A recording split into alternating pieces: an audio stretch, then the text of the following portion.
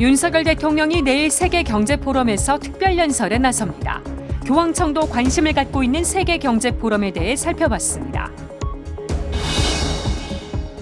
교황의 세계 평화의 날 담화를 함께 읽고 실천 방안을 모색하는 세미나가 열렸습니다. 팍스 크리스티 코리아 회원들은 평화의 장인이 될 것을 다짐했습니다. 북한이 지척인 파주 참회와 속죄의 성당에서 설맞이 이산가족 위령미사가 봉헌됐습니다. 북한 이탈 주민과 실향민들의 애끓는 심정을 들어봤습니다. 시청자 여러분 안녕하십니까? 1월 16일 월요일 CPBC 뉴스 시작하겠습니다. 세계경제포럼이 오늘 스위스 다보스에서 개막했습니다. 교황청도 큰 관심을 갖고 있는 포럼인데요. 교황청의 메시지는 한결같습니다. 공공정책이 인간 중심이어야 한다는 점입니다. 맹현균 기자가 보도합니다. 스위스 다보스에서 열리는 세계경제포럼은 오늘부터 20일까지 진행됩니다. 올해 주제는 분열된 세계에서의 협력입니다. 코로나19 대유행은 세계를 고립시켰고 각 국가들은 자국 우선주의 속에서 공급망의 위기를 겪었습니다. 프란치스코 교황의 지적처럼 우크라이나 전쟁은 국제기구의 무력함을 나타냈습니다. 이런 가운데 글로벌 협력을 복원하자는 취지입니다.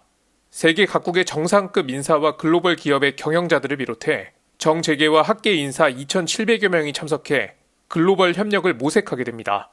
현재 아랍에미리트 연합을 국빈 방문 중인 윤석열 대통령도 다보스 포럼에 참석합니다. 윤 대통령은 19일 특별 연설에 나서 공급망 강화와 청정에너지 전환, 디지털 질서 구현에 대한 연대 방안을 제시할 예정입니다. 교황청도 세계경제포럼에 큰 관심을 갖고 있습니다. 프란치스코 교황은 포럼이 열릴 때마다 여러 방법으로 메시지를 전하고 있습니다. 교황청 관계자가 포럼에 참석해 토론에 나서기도 했고 교황이 직접 클라우스 슈밥 세계경제포럼 회장에게 서한을 전했습니다. 2020년에는 당시 교황청 온전한 인간 발전 촉진을 위한 부서 장관 피터 턱슨 추기경이 포럼에 참석해 교황의 메시지를 대독하기도 했습니다. 주목할 점은 교황의 메시지는 변함이 없다는 것입니다. 교황은 늘 권력을 강화하거나 이익을 추구하는 형태의 정책이 아닌 인간 중심의 정책을 강조했습니다. 포럼에서 주로 논의되는 기술의 진보와 경제 성장은 통합적인 인간 발전의 기회를 제공하는 경제 정책을 통해 인간의 존엄성을 지키는 노력을 해야 한다는 설명입니다. 이런 차원에서 지난해 포럼에서는 프란치스코 교황의 생태 외칙 찬미받으소서가 논의됐고 글로벌 연대 기금을 마련하기 위해 교회 관계자들이 포럼에 초청받기도 했습니다. CPBC 맹현규입니다. 3년간 우리의 일상을 뒤흔든 코로나19. 시청자 여러분은 코로나19를 통해 어떤 교훈을 얻으셨습니까? 프란치스코 교황은 코로나19가 준 교훈으로 인류애를 꼽았습니다. 아무도 혼자 힘으로 구원받을 수 없다며 연대의 중요성을 강조했는데요. 교황의 세계 평화의 날 담화를 함께 읽고 실천 방안을 찾는 세미나가 열렸습니다. 앵커 리포트로 전해드립니다. 담화를 낭독하는 표정이 사뭇 진지합니다. 함께 읽으니 집중도 잘 되고 마음의 울림도 큽니다. 우리는 감염병의 세계적 유행에서 무엇을 배웠는가? 코로나19 백신은 찾았지만 전쟁에 대한 적절한 해결책은 아직 찾지 못하였습니다. 인류의 보편적 형제에 우리의 마음과 정신을 열어두고서 공동선이라는 관점에서 생각하여야 합니다. 팍스 크리스티 코리아가 세계 평화의 날 담화를 함께 읽고 해설하는 세미나를 열었습니다. 위드 코로나 시대, 올해 교황의 메시지는 인류애에 더욱 강한 방점이 찍혔습니다. 인류의 형제에는 누구도 예외일 수 없다. 누구도 배제하지 않는 이런 방식의 사랑만이 인류가 직면한 위기를 극복할 수 있는 유일한 해법이다. 라고 하는 것이 지금 프란치스코 교황님이 지금 이 평화의 날 담화에다 담은 메시지입니다. 프란치스코 교황은 코로나19로 배운 가장 큰 교훈은 우리 모두에게 서로가 필요하다는 사실에 대한 깨달음이라고 말했습니다. 교황은 가장 위대하지만 가장 깨지기 쉬운 보물은 인류애라며 아무도 혼자 힘으로 구원받을 수 없다고 강조했습니다. 그런데 코로나19가 끝날 수 있을 거라는 희망을 품었던 순간 끔찍한 재앙이 인류를 덮쳤습니다. 바로 우크라이나 전쟁입니다. 이 지독한 전쟁 바이러스라고 하는 것이 사실 러시아가 우크라이나 침공해서 그걸로 이제 끝나지 않을 수도 있다라고 하는 불안과 공포라고 하는 것이 이렇게 잠재되어 있는. 교황은 선의를 지닌 모든 이가 평화의 장인이 되길 희망하며 5가지 과제를 제시했습니다. 모든 이를 위한 공중보건 보장하기, 전쟁 종식활동 촉진하기, 기후변화에 맞서 싸우는 조치에 동참하기, 품위 있는 노동 보장하기, 이주민을 환대하는 정책을 발전시키기 등입니다. 팍스 크리스티 코리아 회원들은 평화의 장인이 되기 위해 노력할 것을 다짐하며 더욱 많은 사람들과 함께 평화운동을 할 수 있길 희망했습니다. 적극적인 평화를 어떻게 보면 많은 사람들에게 알리고 그거를 전파를 하고 그거를 교육하고 또 그거를 책을 통해서 홍보하고 하는 것들을 앞으로 더 열심히 해야겠다. 많은 사람들이 이런 계기에 함께하고 함께 듣고 함께 느끼고 함께 깨닫는 시간으로 되었으면 너무 좋겠는데 팍스 크리스티는 그리스도의 평화라는 뜻으로 현재 전 세계 50만 명이 회원으로 참여하고 있는 가톨릭 평화운동 단체입니다. 2019년에 창립된 팍스 크리스티 코리아는 매년 1월 1일자 세계 평화의 날 담화를 바탕으로 다양한 평화운동을 펼치고 있습니다. 지금까지 앵커 리포트였습니다. 설이 코앞으로 다가왔습니다. 이맘때가 되면 이산가족과 실향민, 북한 이탈 주민들은 고향이 더욱 그리워집니다. 북한이 지척인 파주 참회와 속죄의 성당에서 설맞이 위령미사가 봉헌됐습니다. 김형준 기자가 현장에 다녀왔습니다. 황해남도 청단에서 태어난 장정수 미카엘 씨. 고향을 떠나 남으로 온 지도 15년이 흘렀습니다. 설을 앞둔 지난 14일 고향이 내려다 보이는 경기도 파주를 찾았습니다. 황해남도 청단이야.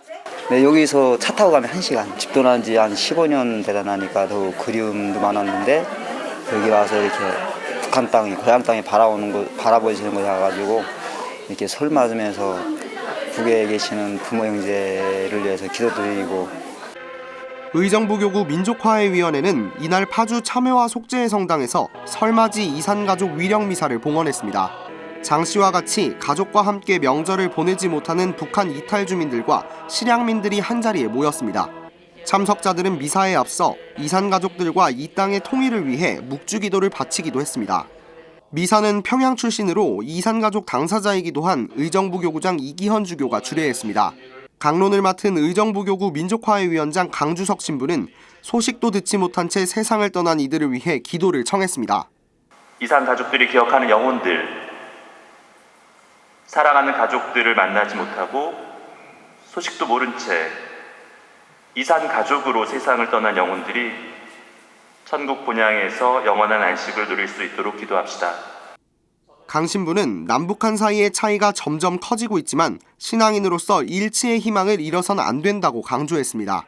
그러면서 차이를 존중하는 것에서부터 우리 모두 다 같은 하느님의 자녀라는 믿음에서부터 그리스도의 평화가 시작될 것이라고 말했습니다. 평화가 너무 어렵고 불가능해 보여도 우리 민족의 조상들이 또 전쟁으로 희생되신 분들이 이미 하느님 나라에서 우리와 함께 이 땅의 평화를 위해 기도하신다는 사실을 기억하면서 이 미사를 봉헌합시다. 신자들은 보편지향 기도를 통해 오랜 분단의 고통을 겪는 우리 민족을 위해 일치의 성령을 보내주시길 청했습니다. 정전 이후 한반도가 남과 북으로 갈라진 지도 올해로 70년. 이산 가족들은 올해도 북녘 땅의 가족들이 건강하길 기도할 뿐입니다. 북에 계시는 부모와 형제를 위해서 서로 보지는 못하고 있지만 올 한 해도 항상 건강해서 행복하게 됐으면 하는 마음이 기도했습니다. CPBC 김형준입니다. 정부가 핵발전 비중을 대폭 늘린 전력수급 계획을 확정했습니다. 재생에너지 발전 비중도 늘었는데 기존 목표보다는 줄었습니다. 실현 가능성을 고려한 거라고 하지만 비판이 끊이지 않고 있습니다. 장현민 기자가 취재했습니다. 정부가 공개한 제10차 전력수급 기본계획은 핵과 재생에너지 발전 확대에 초점이 맞춰져 있습니다. 이에 따르면 2030년 핵을 이용한 발전량 비중은 30%를 넘어서고 2036년엔 35%에 육박합니다.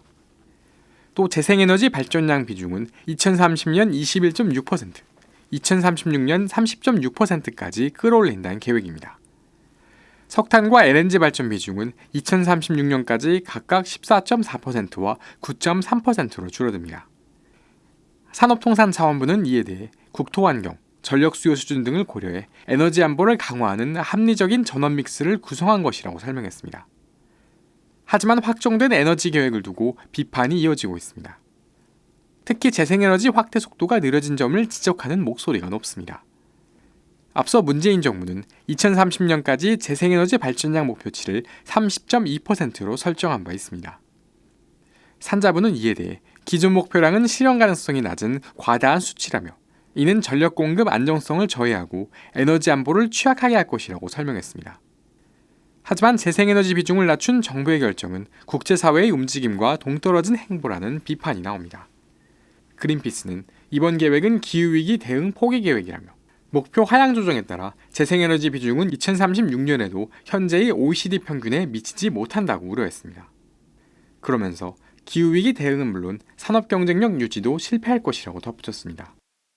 실제로 전 세계 주요국들은 재생에너지 발전에 대한 투자를 크게 늘리고 있습니다. 유럽연합은 2030년까지 재생에너지 발전 목표를 40%에서 45%로 상향하기로 했습니다.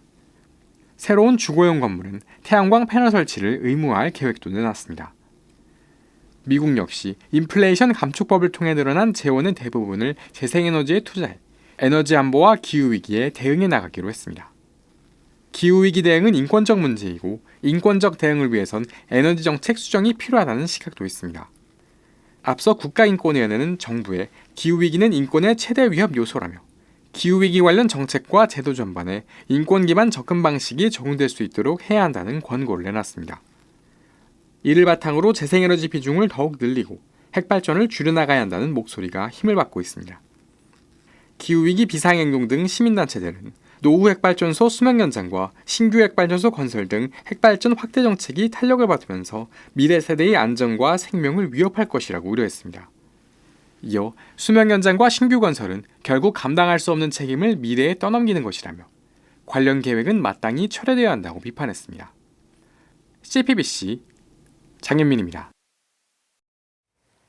이상으로 CPBC 뉴스를 마칩니다. 시청해주신 여러분 고맙습니다.